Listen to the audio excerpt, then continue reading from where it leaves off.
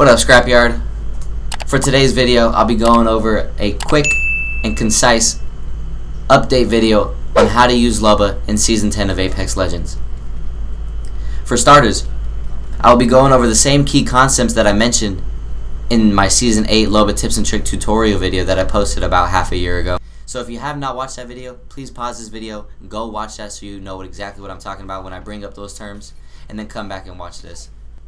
The most common question that I get asked in my stream, what is the most important tip that you can give me as a Loba main?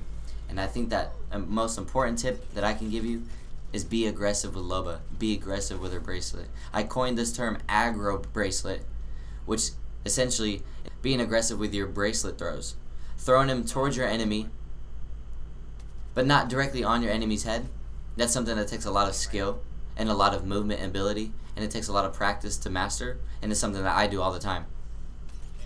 But while you're in the process of mastering Loba's bracelet, I encourage you guys to be aggressive with her bracelet, but throw it behind some cover in your enemy's direction, whether it's a rock, a car, a box, a crate, a loot bin, anything, to grant you some cover while you do the animation that Loba has to do before she pulls out her gun after she teleports. And I think it's a very key tactic, and it's something you can do especially well now that she's been buffed since Season 9. As we know beforehand, in Season 8 and prior, there was about a 2-second delay where you couldn't run at all after you teleport. It was horrible. I can't believe we actually went through that. I can't believe I went through that for 4 seasons, but I did.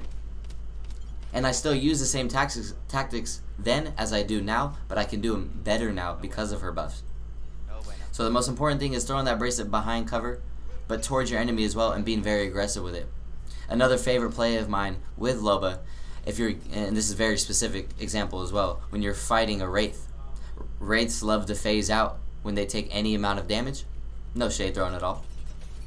But when they do that, it's a perfect opportunity for you to bracelet, predict where they're going with their phase, bracelet towards them because they can't see you. And so throwing that towards their direction, so by the time that you teleport and pull out your gun, they're outside of their phase, and they have no clue what they're doing, and you're going to catch them off guard every time. It's one of my favorite plays that you could do as a Loba. This is just one prime example out of many examples on how to use your bracelet in an aggressive fashion, and I really think it's suitable for players like myself that love being aggressive and love challenging everything. And it is something that Loba is very good at, so as long as you adhere to my advice. Use the bracelet aggressively, but throw it behind some cover. If you fail to listen to my advice, don't go and comment, "Oh, Scrappy, I listened to you, I threw my bracelet aggressively, and I just got beamed right after." No, I warned you guys. Throw your bracelet in the enemy's direction, but throw it behind some cover so you don't get fried instantly. That's the importance, that's the key fundamental principle behind aggro bracelets. The second tip that I like to give, again mentioned in my Season 8 video as well, is to take that high ground as quick as you can. I also coined the term vertical repositioning.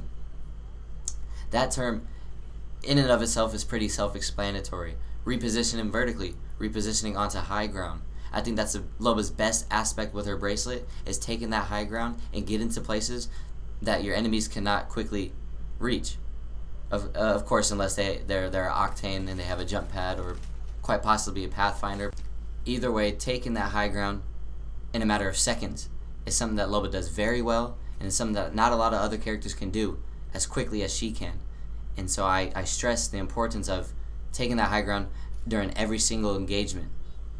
When I see an enemy nearby, I'm automatically looking for areas, whether it's rocks or buildings, any sort of high ground level that I can take with my bracelet to meet my enemy there before my enemy gets there.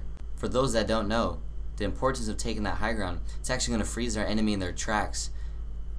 Now that you're in their line of sight, ideally they're going to be trying to put in shots onto you, and what that's going to do is freeze them and allow your teammates to open up wider angles on the enemy to further expose them.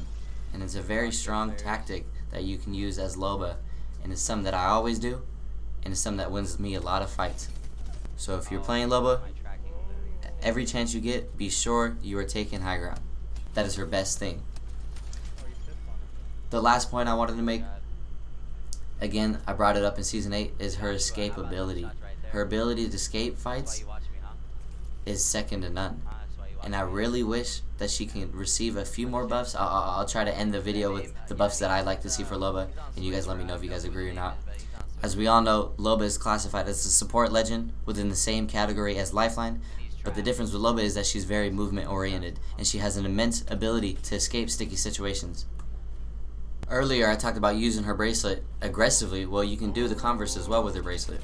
There are some times that you're weak, or maybe other times that you're about to get third-partied and you have to fall back, and Loba's beautiful at doing that.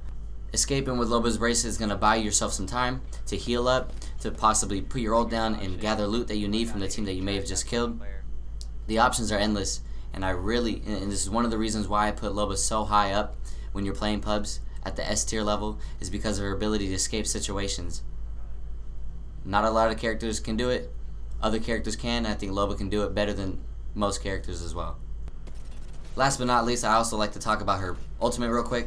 Obviously, you need to be putting that ultimate down after every single fight that you finish to maximize efficiency when it comes to your looting.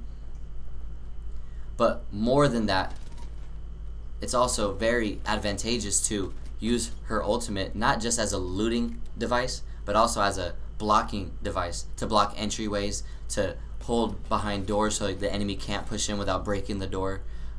By putting it on a door if there's no door there, just to buy a little time because they have to shoot the ult down in order for them to push. Things like that are very creative and very unique to Loba, and not many other characters can do that besides Watson. And that was actually my inspiration behind that Loba ult play, which I invented on the first day of Loba in Season 5. I got that from a Watson main who used their Watson ult in the same fashion that I use my Loba ult, by blocking doors, blocking entryways, blocking choke points to cut off the enemies and buy a little time so that I can heal, loot, etc. or whatever. Whether it's throwing bracelets through windows, or taking high ground, or repositioning yourself horizontally or vertically to open up new angles for your team and for yourself. Whether it's using your bracelet to escape a sticky situation, Loba is a very, very strong character, and she is the reason why I got 50-20 bombs in Season 9 alone with her. 50. Again, regardless, I hope you guys enjoy the video. Again, the few buffs that I'd like to see to Loba right now, I'd love to see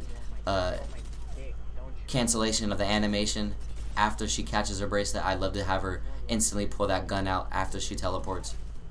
I'd love for her to pick up banners through her ultimate. I would love nothing more than that.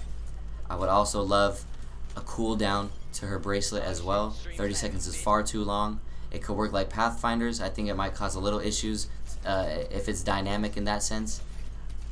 I'd like just a flat rate cooldown of about 20 seconds, and I would be extremely happy with these buffs. And I think if they can continue tweaking her this way, she'll be one of the strongest characters in the game. Hope you guys enjoy the video. I'll see you guys next time.